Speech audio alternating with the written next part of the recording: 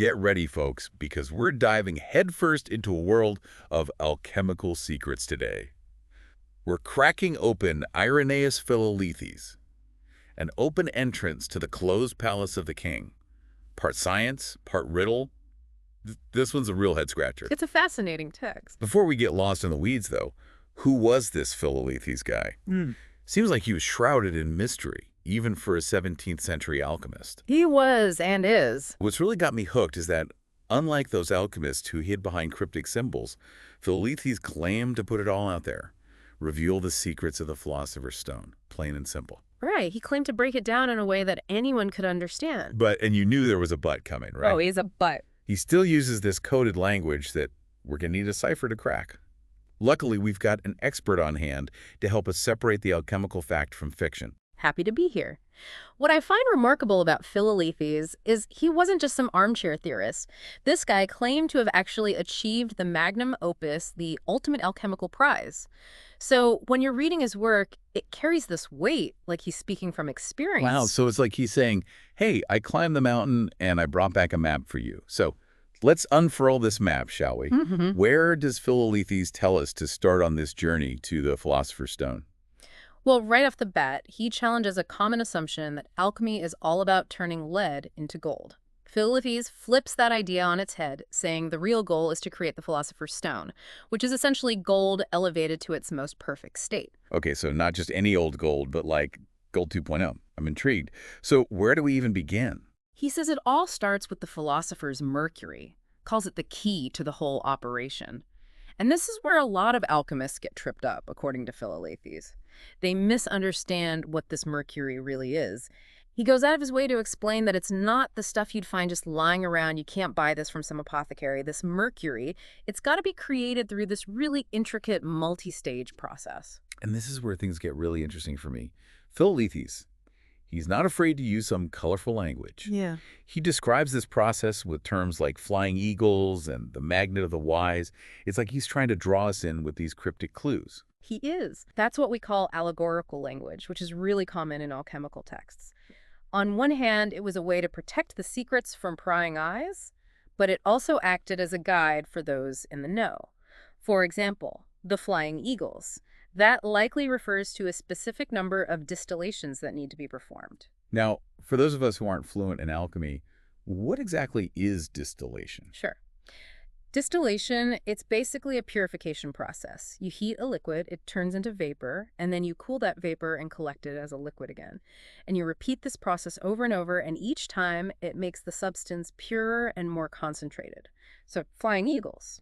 That could refer to the repeated vaporization and condensation that's needed to make the philosopher's mercury. Okay, I see. So it's like a secret handshake, but instead of a handshake, you're boiling something a very specific number of times. Yeah. But if this philosopher's mercury is the key ingredient, what's the role of actual gold in all of this? Isn't gold like the end goal? That's a great question, and Philalethe addresses it head on.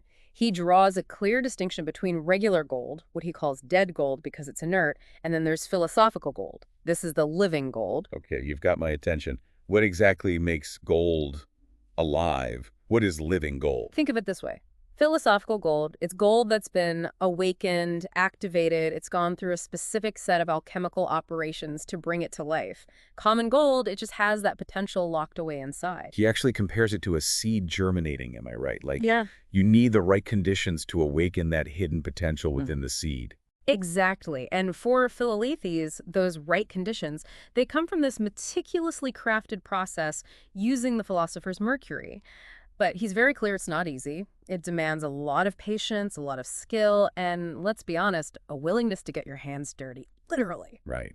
He even gets into some practical advice, like using a warm mortar and pestle. So it reminds me of those cooking shows where they make a big deal about using the right type of pan. Exactly. He's showing us that even these seemingly insignificant details matter a great deal in alchemy. And it's not just the details, it's the risks, too. Philalethe, he talks about the dangers involved in this work. Oh yeah, he doesn't shy away from that, does he?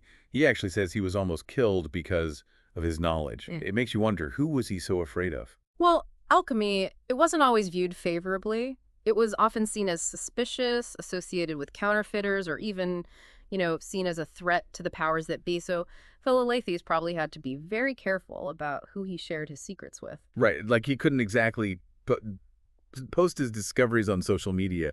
It seems like there's a lot more to this than just mixing chemicals, right? There's a whole other layer of intrigue here. But let's get back to the process itself. Philalethes mentions two different paths to the philosopher's stone. Can you tell us a bit more about those? Sure. So he explains that one path uses common gold, the kind everyone knows, and the other relies on what he calls philosophical gold. This philosophical gold is found in some other substance, but he never explicitly tells us what it is. Ugh, more cryptic clues. It's like he wants us to go on a treasure hunt through his book. It's making me even more curious about this philosophical gold. But I'm getting sidetracked. We've got our two paths. What makes them so different? Well, the main difference is the length of time and difficulty. The path using regular gold that's described as being longer and more difficult.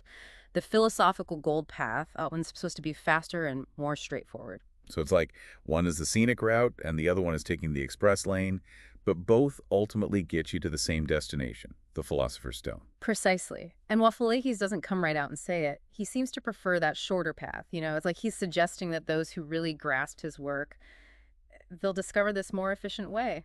Like he's hidden a secret shortcut within the text itself. Okay, so we've got our ingredients, we've got our two paths. What happens next? Well, Philalethes then walks us through the more hands-on aspects of the work. He emphasizes how important fire is, specifically a carefully controlled fire, and he even recommends his own furnace design, which is called the Athenor. So we're not just tossing things in a pot and hoping for the best. Sounds like there's some real precision involved here, like we're baking a souffle or something. Absolutely. He talks about achieving very specific temperatures and holding them there for exact amounts of time. It's all about careful observation, looking for these subtle shifts in color and consistency within the materials.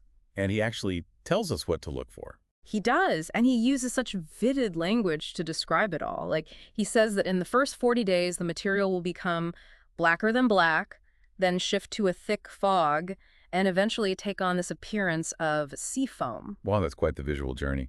He also talks a lot about the importance of patience. Yes, he really emphasizes that this process can't be rushed. He compares it to the natural world, like the slow, steady growth of a plant. So no microwaving your way to the philosopher's stone. Not quite.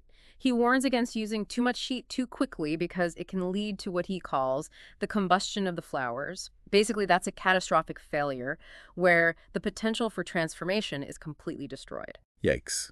Sounds like a delicate dance, knowing when to apply the heat, when to ease off, and when to just let it be. But what happens after this initial 40-day period? He mentions this appearance of blackness.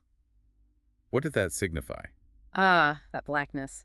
Alchemists call it nigredo, and it's a critical stage. It symbolizes the death of the starting materials. They have to break down completely before they can be reborn as something new. Think of it like composting. Okay, I think I see what you mean. You have all this organic matter, but it has to decompose, break down fully before it can become that fertile ground for new life to emerge. That's a great analogy. And just like you shouldn't rush composting, Philalethes tells us not to rush the nigredo. So this nigredo, this blackness, it's not a failure. It's like a crucial step in the transformation, like a, what do you call it, an alchemical rebirth. Yeah. Exactly. Out with the old, in with the new. And just like in nature, there's life after death. Philalethes tells us that after the nigredo, there's another stage called albedo, symbolized by the color white. Okay, so we go from the darkest black to pure white. That's quite a shift. What's happening here? Albedo, it represents purification, a kind of spiritualization of the matter. It's the philosopher's stone emerging in its early form, still a bit delicate, but a huge milestone nonetheless. Imagine the first light of dawn after a long night. Now that's an image, but the journey doesn't stop there, does it? Nope, it keeps going through all these different color changes. Each one represents a different stage of development. Philalethes mentions seeing a greenness as a good sign, and eventually it leads to yellow or citrine, and finally that coveted red, the mark of a successful magnum opus. Red, the color of gold, it all comes full circle. Yeah. You mentioned something earlier about different regimes in the work. What were those again? Right, so Philalethes links these regimes to the planets. Each planet is associated with specific qualities and influences. For instance, there's the regime of Saturn, which aligns with that blackness and putrefaction, that initial breaking down we talked about. And then there's the regime of Jupiter, which is all about whiteness and expansion, kind of mirrors that albedo stage. So it's like the planets are actually influencing the alchemical work, almost as if the alchemist is working in harmony with these cosmic forces. That was certainly the belief.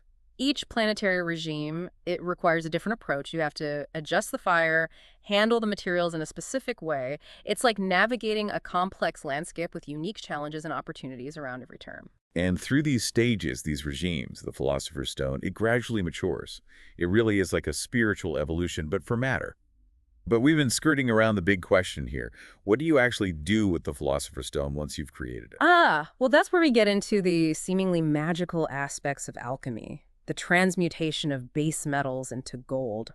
Philalethes described the Philosopher's Stone as this catalyst, almost like a seed that can multiply its power.